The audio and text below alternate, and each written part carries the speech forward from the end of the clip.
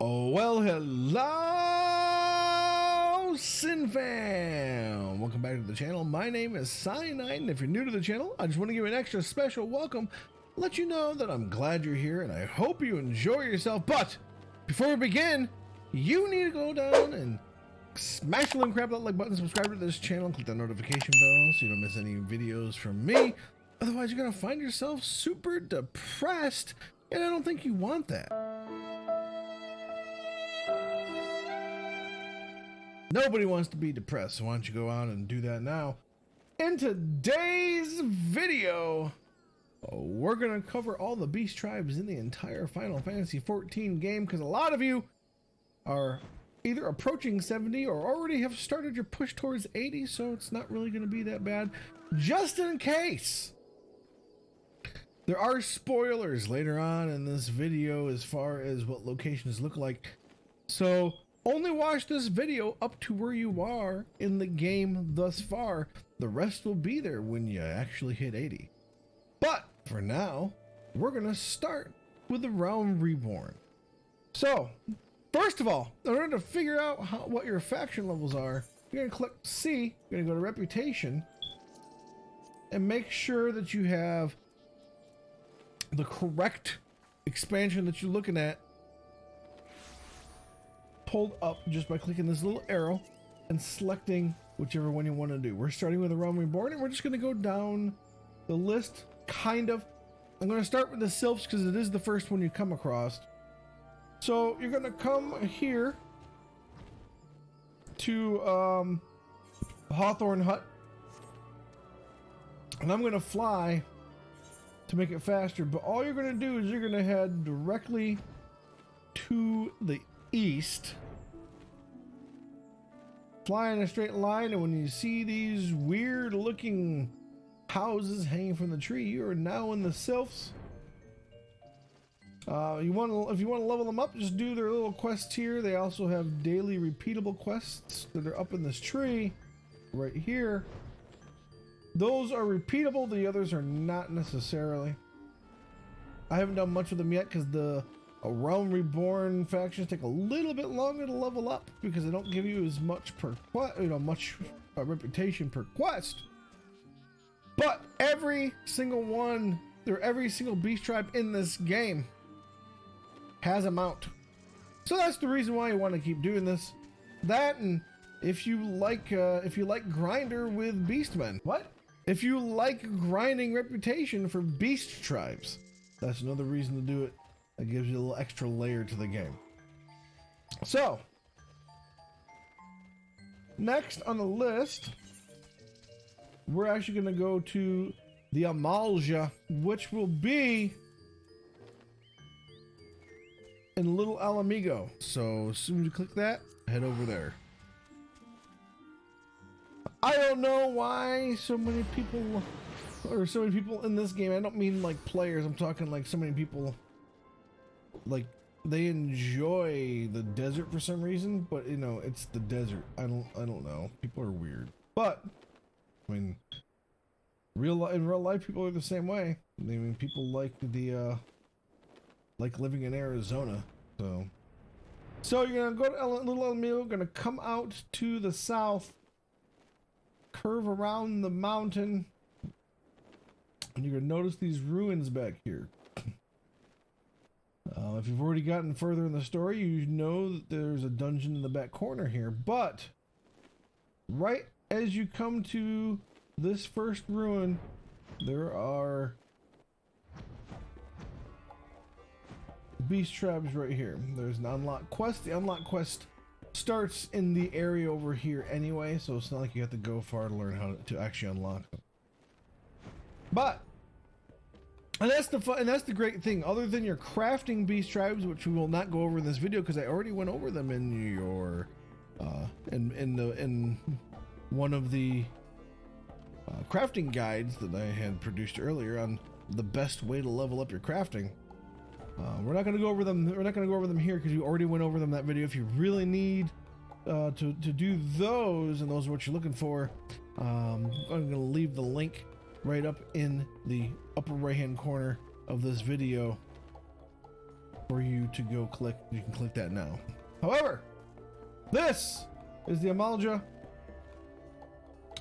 They don't have many normal side quests, but they have the repeatable ones. They're usually pretty easy. Just level them up. Remember, to get the mount, you at least have to get sworn. And sworn is one step down from the maximum, I believe, or maybe we need blood sworn, but it might be blood sworn. But it'll take you a little while.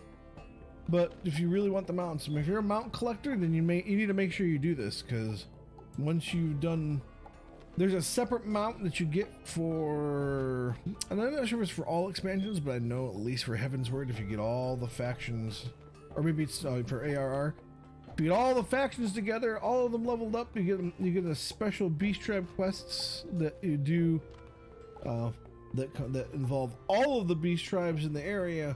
And you get a special mount for that as well. So it's something to think about, especially if you're a mount collector. You're going to have to do this. So, next, the kobolds. Now, the kobolds are in Outer Lenosia. You're going to leave camp to the east. And the easiest way and the safest way is to go up. I believe it's up. Hang on. Nope, it's to go down here, down the first flight, and you're going to end up going down into this little area where the rest of the kobolds are, but you're going to take the first right when you enter there, head down the cliffside, and down here is where you're going to find your kobolds. Now the kobolds have an interesting mount. Now, theirs is essentially a bomb balloon kind of thing. I wonder what a bomb looks like. It looks like these little floating things here next to this guy. Kind of cool. I eventually wanted, some of the mounts are pretty cool, so that's kind of why I want to do them all. So I definitely plan on doing those. And again, if you're a mount collector, you're going to end up having to do them anyway. So might as well start as soon as you can. Next on the list is the Sahagin. In order to unlock and do the Sahagin, you're gonna end up being close to unlocking them anyway, just in the main story. And you probably ran across them, but just in case you forgot, which it's easy to do when there's so much involved, so much happening in the story. I'm gonna teleport to Elport, which is where you're gonna want to teleport. And I'm going to fly for this, especially for those of you at level 50, you can just take my exact route because I'm flying. But you're going to exit to the gate. For those of you who don't fly, you're going to exit to the gate. And you're going to head to the west and follow the road. And you're going to take the farthest gate of the wall that's along this cliff face. And once you're in there, you're going to head down to the left and through these little gates right here. This is where the Sahagin are going to be.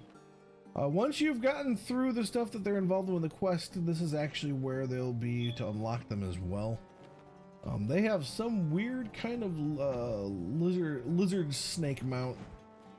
But like I said, if you're doing a mount collection, you might want, you definitely have to do these anyway, because there is a mount that you get for getting them all leveled up, blood sworn, and then doing special quest lines. So that's what you find out here. So that does at least for Realm Reborn. I'm not gonna, like I said, I'm not gonna go over the crafters. So we're gonna move on to Heaven's Word, and we are going to start with the Vanu Vanu. It's the first beast tribe you run into without realizing that they're a beast tribe. Or maybe you did. It's a possibility as well. You're going to go to Sea of Cloud. You're going to go to Akzundu, because you actually had to go further in the story in order to get to them and unlock them.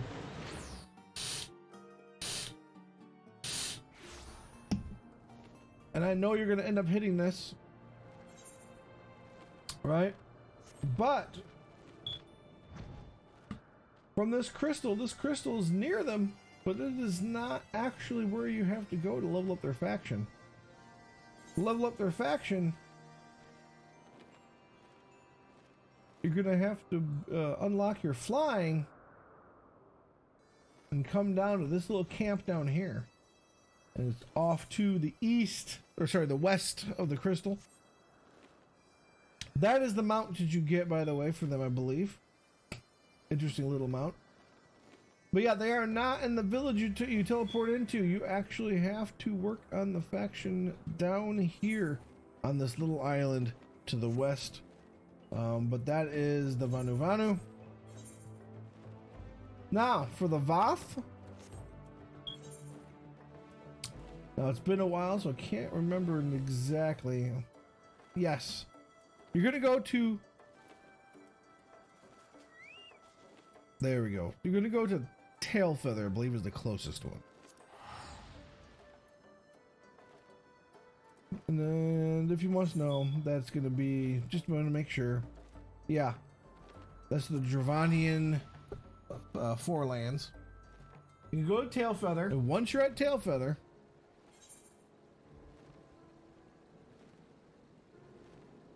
I believe that's where it is. You're going to end up heading kind of like a northeasterly direction. If you have flying, you can just go this way. But what you're looking for is to cross the river. And even if you don't have flying, you can almost go directly there. One of the best ways I look at it is if you look, yeah, you're looking for these ruins here because a lot of people are down here in these ruins anyway. One of the fate. And you're just gonna head directly north of the, or northeast from that, right? Anyway. You unlock them here. Obviously they have a mount.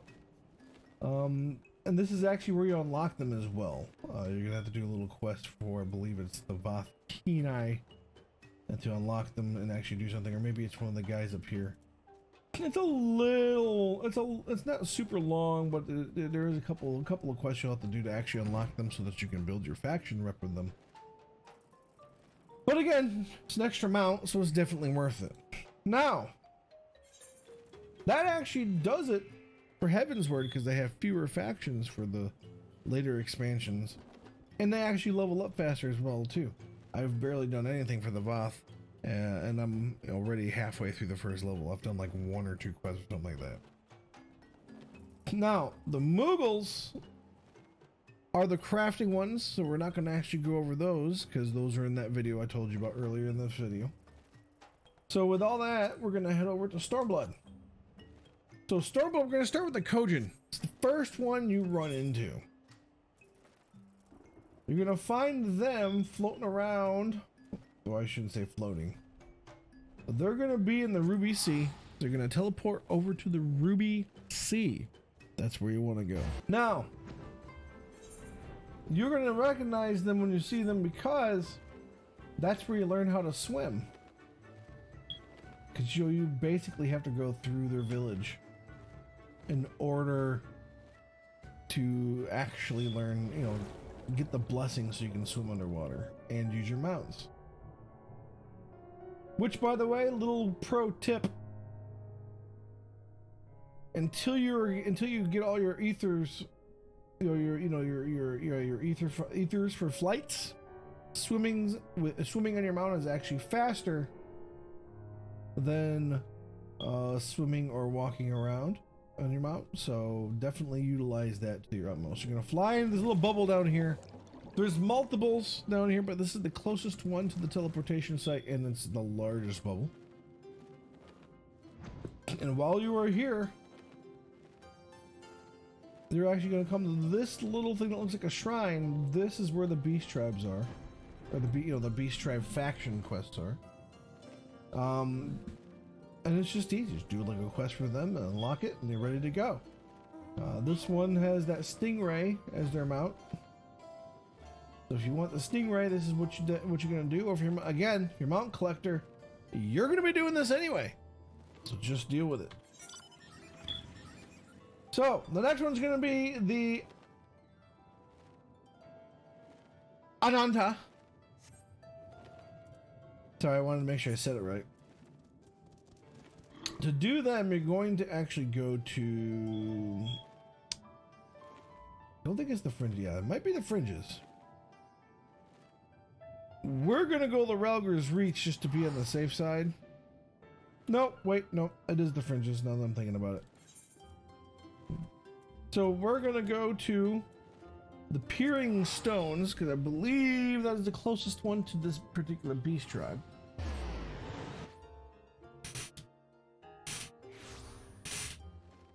And I may or may not have unlocked them yet.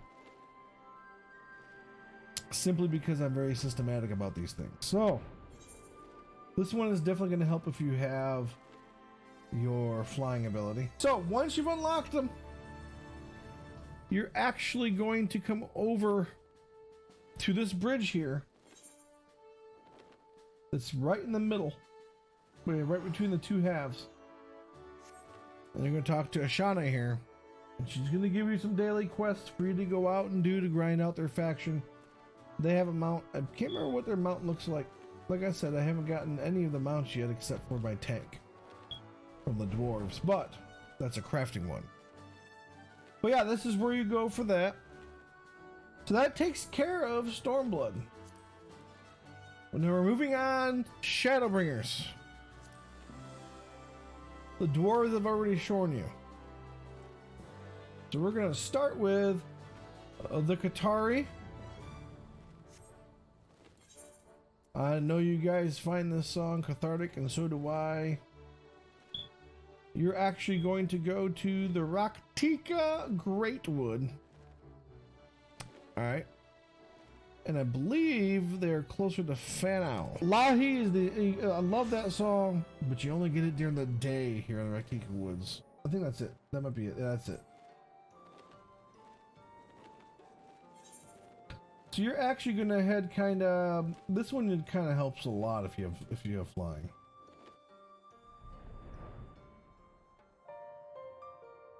What you're looking for is this little camp right here.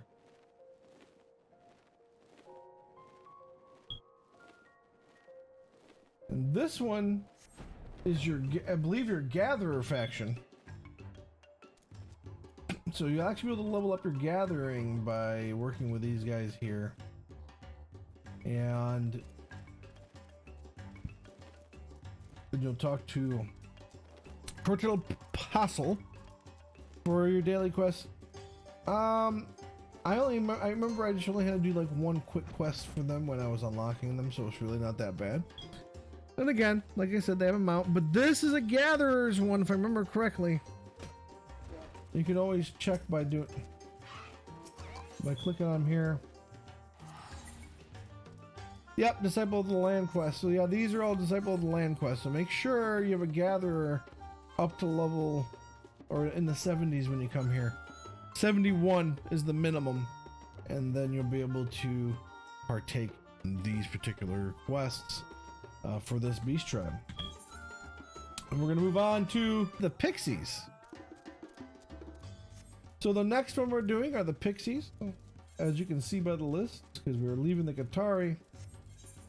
And you're going to go to Ilmeg.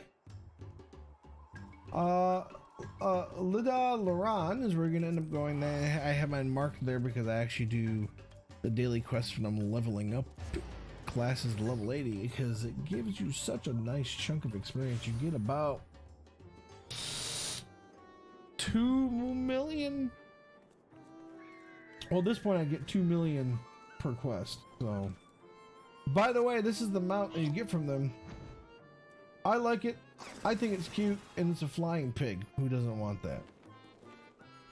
Just gonna head up to the southwest from the crystal, which is right over there, and you're just gonna lock these guys over here and do your daily quests. And again, you get your little Porksy as a mount. I like it, definitely worth it. So, and that's how you get it. That's how you get your beast tribe mounts, and how you level up your beast tribes, except for your crafting ones, because we went over those in that previous video. So if you found this video informative and you enjoyed this video, please smash the like and share the like button, subscribe to this channel, and share this video with your friends so we have a chance to grow. I'd love to hear from all of you, so if you have any guides you'd like me to make in the future for Final Fantasy XIV, please leave that suggestion in the comments. If you have any games you'd like me to play in the future on this channel, also leave that suggestion in the comment section below. I just want to remind you that games are fun to play. That's what they are. And I also want to remind you that I stream on Twitch every Monday, Wednesday, Friday, and Saturday. So scroll on down to the description and click the link to my Twitch in the description. Head on over there, follow me, and we will have a lot of fun, have a blast playing some games, chatting, get to know each other a little more. I'm gonna give a little shout out to my buddies Killicam and Crafty Rob. The link to their channels will be in the description below. They're part of my stream team. We game together, we grow together, and that's just how it is, guys. To show them a little bit of love as well, so that we can make sure that we grow for the future. Also, just remember that games are unifiers, because it doesn't matter what gender you are, what skin color you have, what political party you're from, or what religion you are. When you're playing games, all that matters is playing the game. And because of that, that's something that all gamers have in common. It is a point of commonality. It is something that we share together, and therefore we should unify with each other, treat each other better, and support each other, because we're gonna have to take the reins of the world at some point. And so we need to make sure we have plans, you know, to incorporate the mechanics that we love in our games into real life, because that's what we understand more than the current world and how things go. So because of that, gamers can and should be unifiers, and I want you guys to remember that you should live your best game. I'll catch y'all in the next one.